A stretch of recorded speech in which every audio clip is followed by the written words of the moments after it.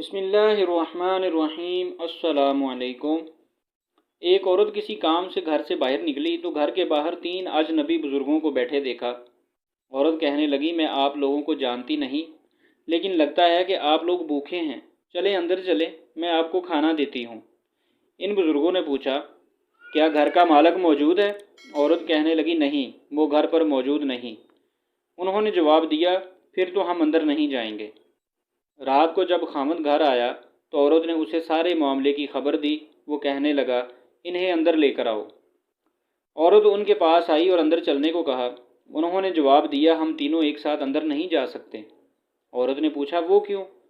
ایک نے یہ کہتے ہوئے وضاحت کی کہ اس کا نام مال ہے، اور اپنے ایک ساتھی کی طرف اشارہ کیا اور اس کا نام کامیابی ہے، اور دوسرے ساتھی کی طرف اشارہ کیا اور اس کا نام محبت ہے، اور یہ کہتے ہوئے بات مکمل کی کہ جاؤ اپنے خاوند کے پاس اور مشورہ کر لو کہ ہم میں سے کون اندر آئے۔ عورت نے آ کر خاوند کو سارا ماجرا سنایا۔ وہ خوشی سے چلا اٹھا اور کہنے لگا، اگر یہی معاملہ ہے تو مال کو اندر بلا لیتے ہیں، گھر میں مال و دولت کی ریل پیل ہو جائے گی۔ عورت نے خاوند سے اختلاف کرتے ہوئے کہا، کیوں نہ کامیابی کو دعوت دیں۔ میاں بیوی کی یہ باتیں ان کی بہو گھر کے ایک کونے میں بیٹھی سن رہی تھی۔ اس نے جلدی سے اپنے رائے دی، کیوں نہ ہم محبت کو بلا لیں اور ہمارا گھرانہ پیار و محبت سے بھر جائے۔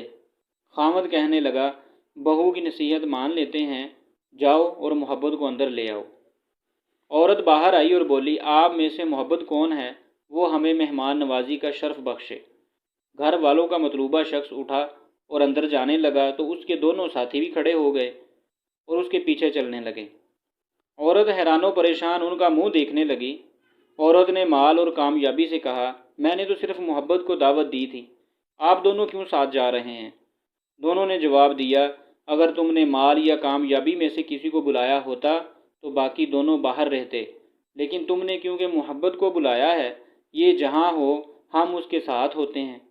جہاں محبت ہوگی وہاں مال اور کامیابی بھی ملیں گے۔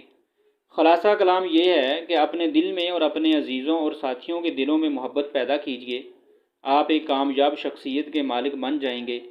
یاد رکھیے، اگر آپ محبت کے ساتھ دوسروں سے پیش آئیں تو آپ کی مثال اس چراغ کی سی ہے جس کے گرد لوگ اندھیرے میں اکٹھے ہو جاتے ہیں۔